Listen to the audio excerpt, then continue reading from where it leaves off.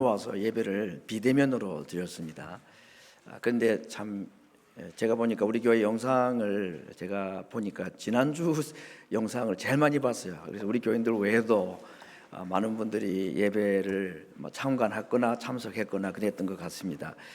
제가 올 한 해 이제 교회 표로 사랑의 수고로 하나님을 보여주는 교회가 되자 이런 주제로 말씀을 드리면서 지난 두 번에 걸쳐서는 베냐민 지파 구하기 요셉 구하기라는 제목으로 사랑의 수고를 어떻게 할 것인가에 대한 말씀을 드렸습니다. 이제 오늘은 용서와 화해라는 아주 굉장히 일반적인 그렇지만 굉장히 어려운 주제. 왜냐하면 하기가 어려워서 이 무슨 말인지 몰라서가 아니라 이거 하기가 참 어렵기 때문에 이 주제를 정했는데 이 주제를 말씀할 때에 오늘 제가 예로 든 인물이 이제 야곱입니다. 야곱과 에서의 관계입니다. 그래서 제가 오늘 굳이 이제 구하기라는 제목으로 부제를 붙인다면 오늘은 베냐민 요셉이 아니고 야곱 구하기라는 제목으로 말씀을 드려도 괜찮을 것 같습니다. 여러분, 사람이 참 관계가 깨어지고 나면 얼마나 힘들어집니까? 친구 관계든 부모와 자식 관계든 이 관계가 깨어지면 참 어렵죠. 생활하기가 너무 불편하고 힘든데 사람들 사이에 관계가 깨어지고 갈등이 생겨난 이유가 뭐냐? 왜 그럴까?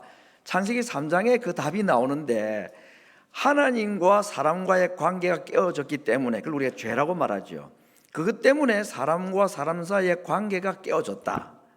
우리 인간의 갈등이나 사람과의 관계가 깨어진 이유는 하나님과 우리와의 관계가 깨어졌기 때문이다. 그걸 우리가 죄라고 말합니다. 모든 갈등의 원인은 죄다라고 성경은 말하고 있습니다. 예를 들어 보겠습니다. 이렇게 이제 관계가 깨어지고 나니까 가인과 아벨은 형제간임에도 불구하고 서로를 미워하고 아니면 죽이는 이런 일들이 벌어지게 되었습니다. 그래서 하나님께서 아브라함이라는 사람을 택했는데 그럼 아브라함 가문에는 뭐 이런 일이 없었느냐? 마찬가지였습니다. 아브라함에게 일어난 가슴 아픈 두 가지의 이 갈등과 싸움 이야기를 하나는 야곱에게서 하나는 그의 아들인 또 요셉에게서 볼 수가 있는데 야곱과 에서는 쌍둥이 형제가 아닙니까?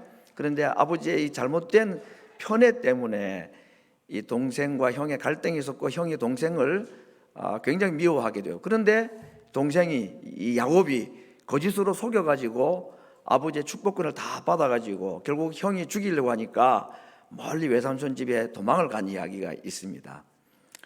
또 하나는 이제 그의 아들 이 요셉과 나머지 11 형제, 특별히 10명의 형들과의 관계 속에서 이 관계가 어려워지고 힘들어졌던 얘기도 우리가 알고 있습니다.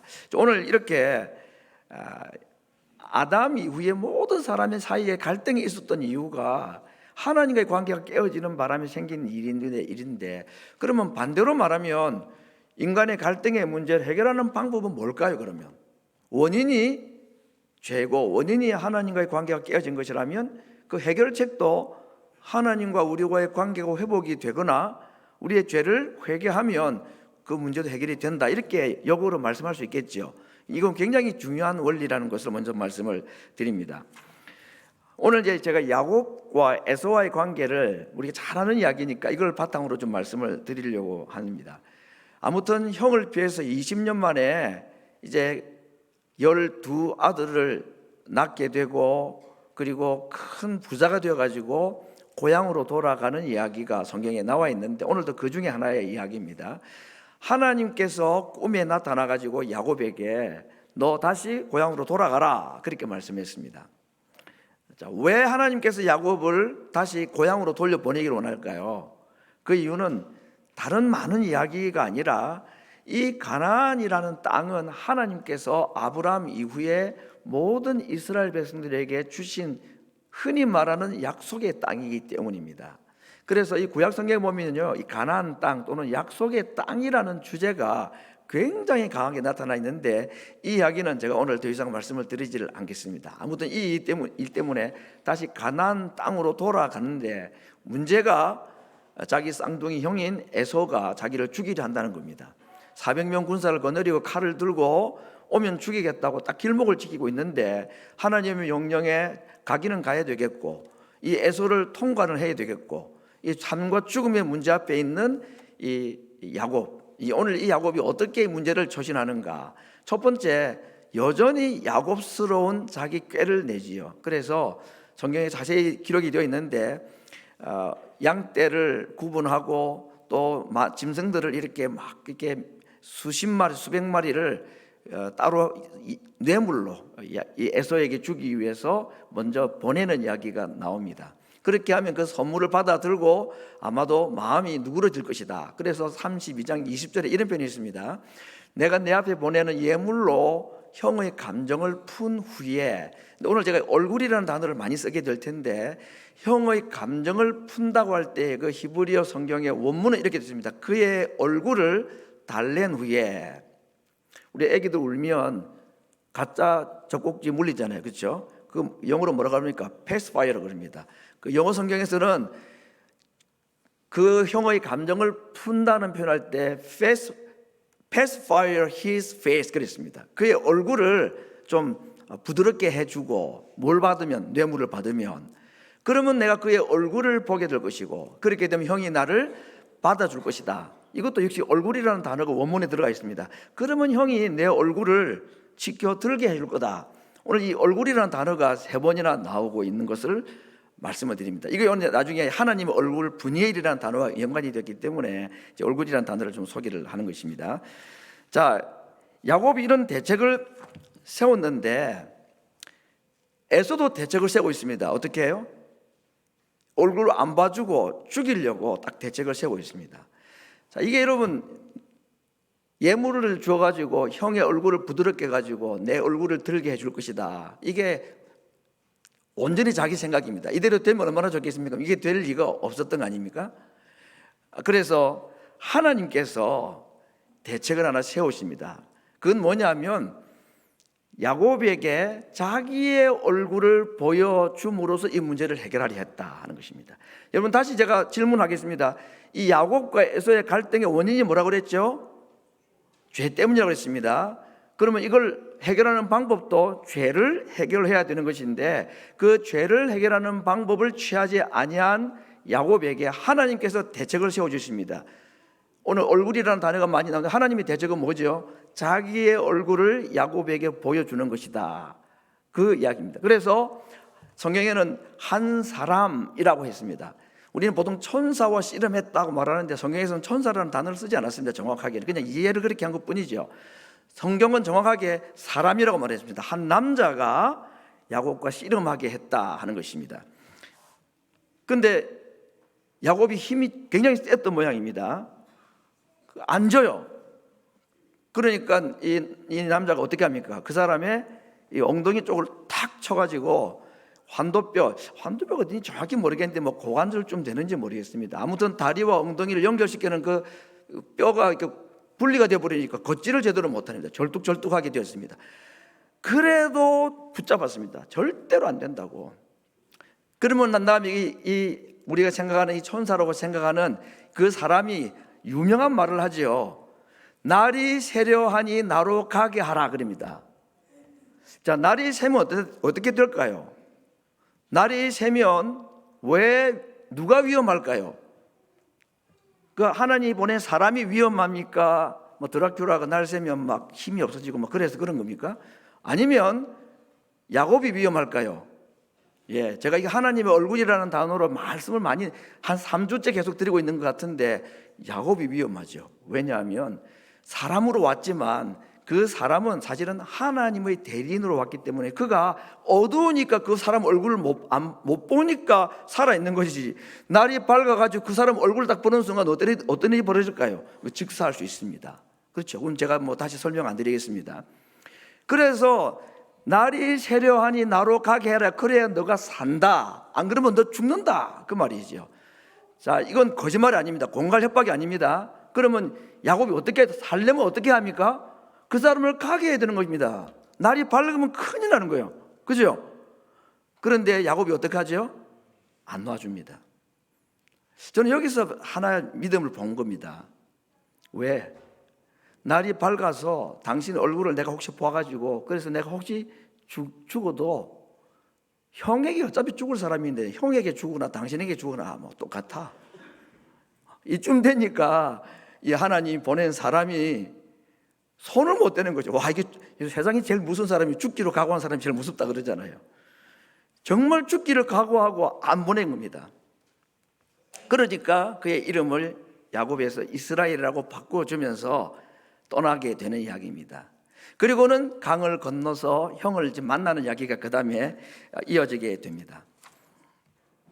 오늘 제가 야복이라는 강과 야곱이라는 이름을 가지고 제가 설명을 좀 드리려고 하는데, 야곱은 야복강에서 하나님과 야바크했다. 이게 다 같은 말을 가지고 지금 워드 플레이를 하고 있는 겁니다.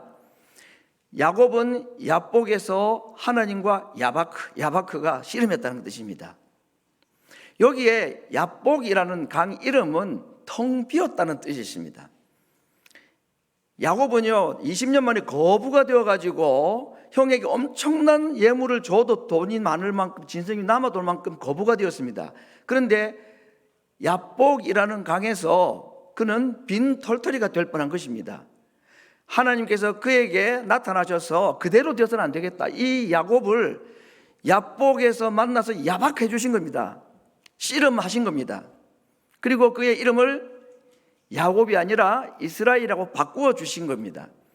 그러고 나니까 야복에서 하나님과 야바크한 야곱이 자기 이름을 이스라엘로 바꾸어 주니까 그 땅 이름을 무엇이라고 바꾸어 부릅니까? 이번에는 야곱이 그 땅 이름을 바꿉니다. 하나님이 자기의 이름을 바꾸시니까 자기 이름을 바꾼 그 장소의 이름을 텅 빈 공허함이라는 야복이 아니라 뭐라고요?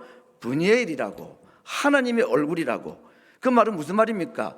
밤새 씨름했던 그 사람, 하나님의 얼굴을 보여주기를 원하지 않았던 그 사람이 결국은 누구였다는 얘기입니까? 하나님이라는 것입니다. 아니면 적어도 하나님이 보낸 사람이라는 겁니다. 자, 오늘 여기에 중요한 메시지가 있습니다. 에서가 하나님을 본 겁니다. 그렇죠? 아니면 하나님이 보낸 사람을 본 겁니다.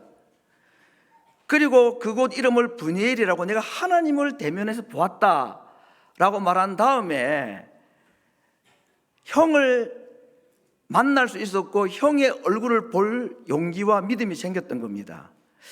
저는 이렇게 생각했습니다. 여러분, 하나님 얼굴을 볼 수는 없지만 이런 식으로 만약에 하나님께서 자기를 보여주셔서 하나님 보낸 사람을 내가 보았다고 하면 하나님을 보고도 살아남은 사람 아닙니까? 야곱은 하나님을 보고도 살아남은 사람에게 주는 용기가 뭐냐, 확신이 뭐냐?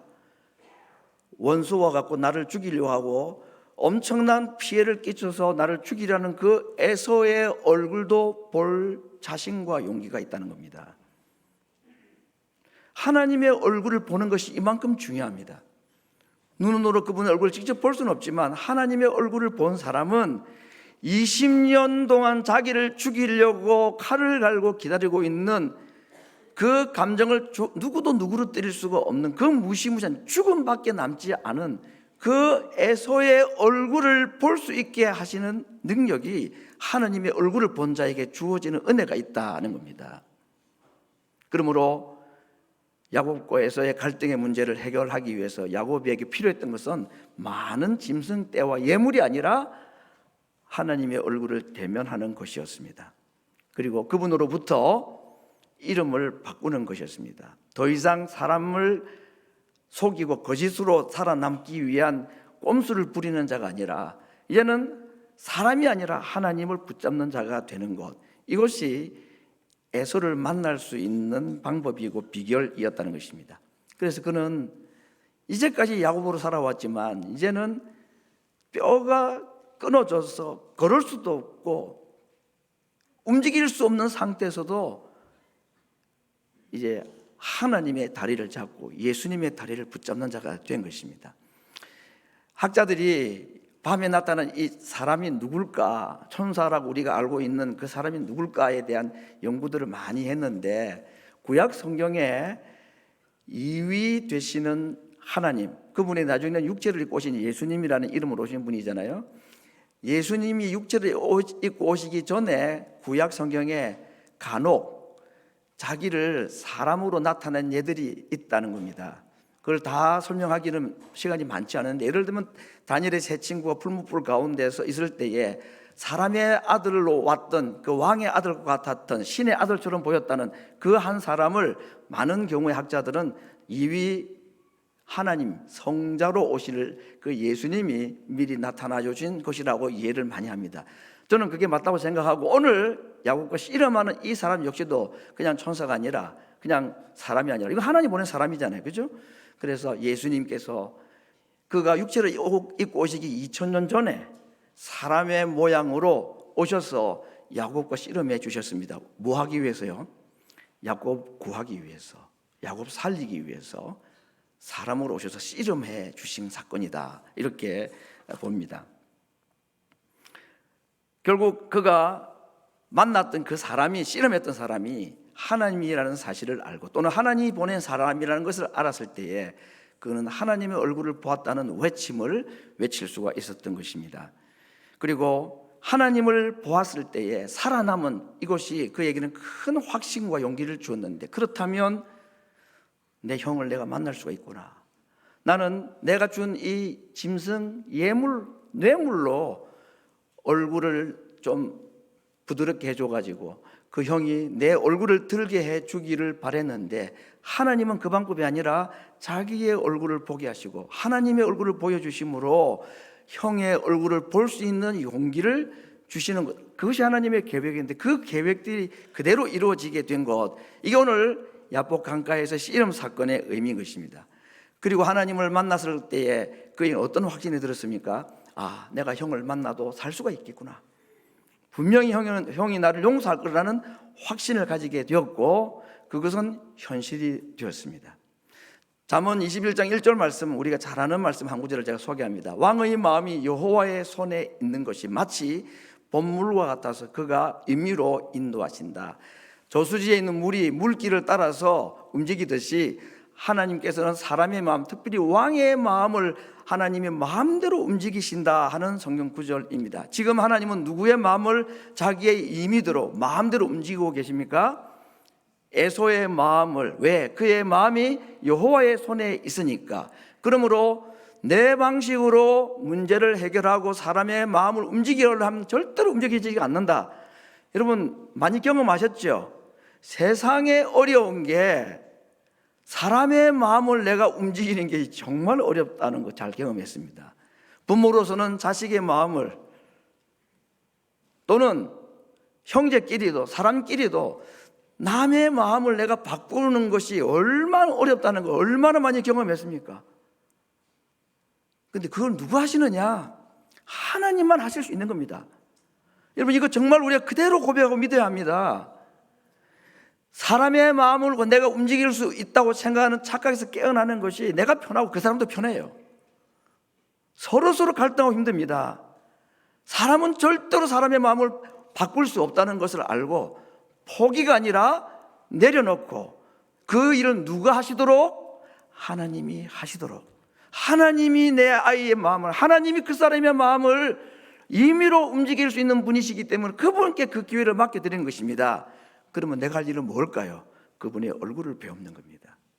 그분 앞에 뼈가 위골이 되는 한이 있어도 다른 사람 붙잡지 않고 이제는 그 하나님만 붙잡는 그것이 내가 할 수 없는 그 일을 하나님이 대신 하게 해 주시도록 요청하는 방법인 것입니다. 오늘 에서는 그렇게 만나도록 하나님께서 길을 열어가고 계시다는 것입니다.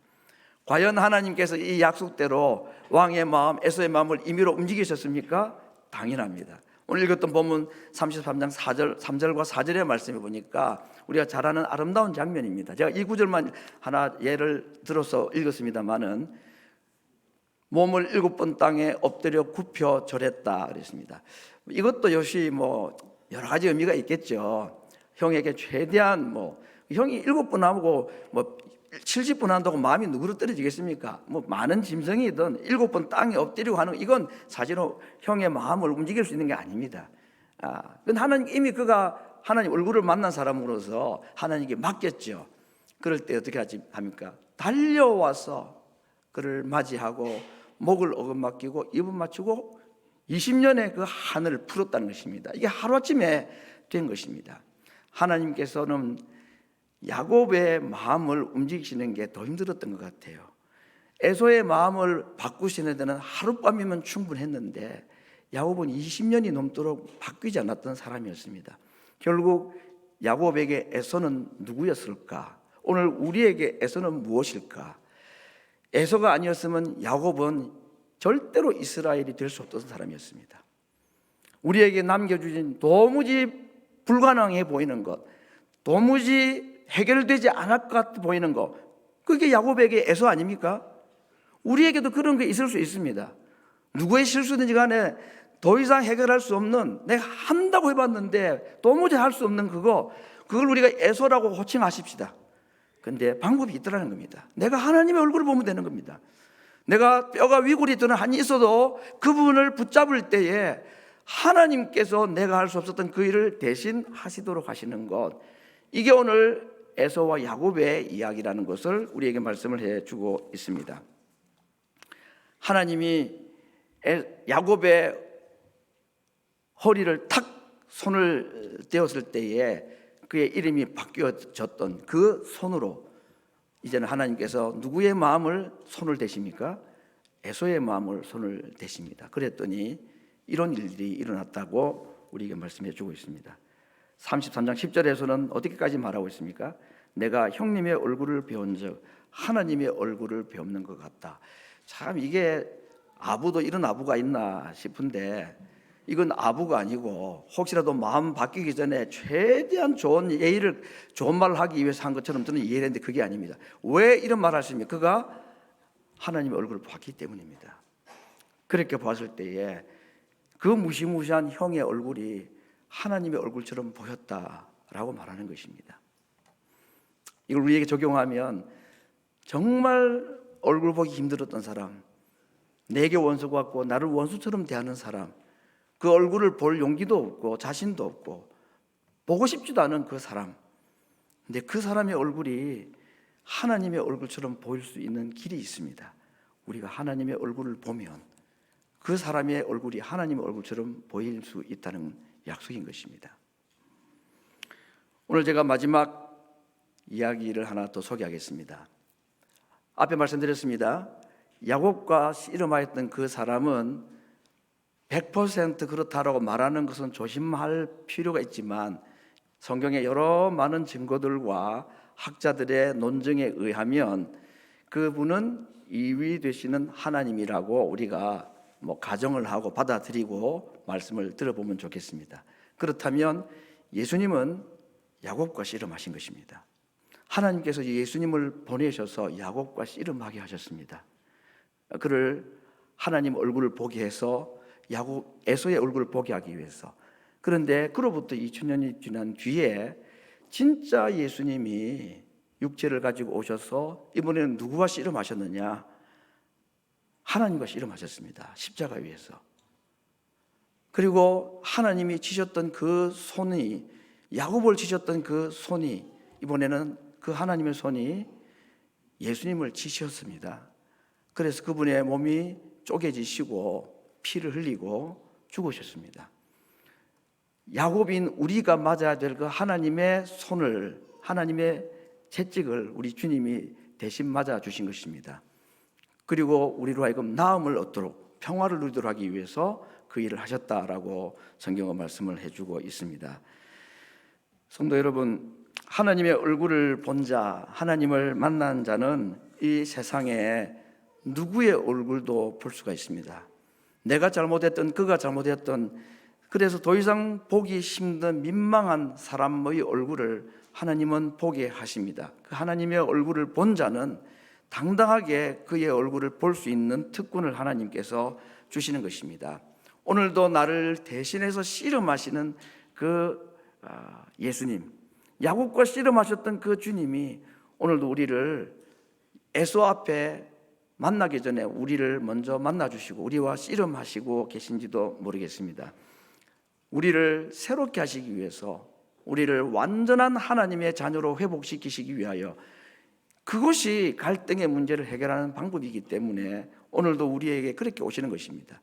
자기의 몸을 찢으심으로 하나님과 우리 사이에 막힌 담도 허물어 주셨고, 사람과 사람 사이에 막힌 담도 자신의 몸을 찢으심으로 무너뜨려 주신 것, 이것이 오늘 화해와 용서의 초대로 우리를 부르신 예수님의 사랑인 것입니다. 요셉도 마지막에 형들을 만났을 때 어떻게 말합니까? 성경 구절 두 구절 인용하고 말씀을 마치겠습니다. 창세기 45장 8절 말씀과 50장 20절 말씀입니다. 형을 만난 요셉이 자기를 팔아버린 그 형들을 향하여 그렇게 고백합니다. 하나님이 생명을 구원하시려고 나를 당신들보다 먼저 보내셨습니다. 그런즉 나를 이리로 보낸 자는 당신들이 아니요 하나님이십니다. 50장 20절, 당신들은 나를 헤아려 하였으나 하나님은 그것을 선으로 바꾸사 오늘과 같이 많은 백성의 생명을 구원하게 하시려 하셨나이다. 성도 여러분, 하나님의 모습을 우리는 볼 수는 없지만 하나님은 우리를 세상에 하나님을 보여주는 자로 부르셨습니다. 사랑의 수고가 필요하다 하는 것입니다. 오늘은 특별히 야곱을 보면서 하나님께서 어떻게 야곱을 통하여서 하나님의 얼굴을 세상에 보게 주셨는가. 강가에서 텅 빈 야복이라는 강에서 하나님을 만나 씨름함으로 말미암아 우리로 하여금 하나님을 보게 하시고, 그 얼굴을 본 자들로 하여금 강을 건너고 원소와 같은 정말 미안하고 참 죄송한 그 형 에스로의 얼굴을 향하여 담대히 나가게 해주시는, 그야말로 하나님의 얼굴을 본 자의 영광을 하나님께서는 야곱에게 주셨습니다. 그 일을 위하여 주님도, 예수님도 또다시 우리에게 오셔서 텅 비어버린 야복 강에서 아무것도 가진 것이 없는 그 순간에 사람이 아니라 이제는 하나님과만 씨름하고 하나님께만 매달리도록 하시는, 왜? 자기를 우리에게 보여주시기 위해서. 그 주님, 그 하나님을 만난 자들이 우리 앞에 있는 어떤 사람과의 만남도 용기를 가지고 담대히 나아가게 해서, 그래서 하나님이 내게 베푸신 그 사랑과 용서로 그와 하나 가지고 그를 용서하고 그와 화목하고 화해하게 하시는, 맡긴 담을 허무는 그러한 은혜가 오늘 예배드리는 모든 성도들의 삶 가운데 우리 온 교회 안에 충만하기를 간절히 바랍니다. 이 시간 같이 한번 기도를 드리겠습니다.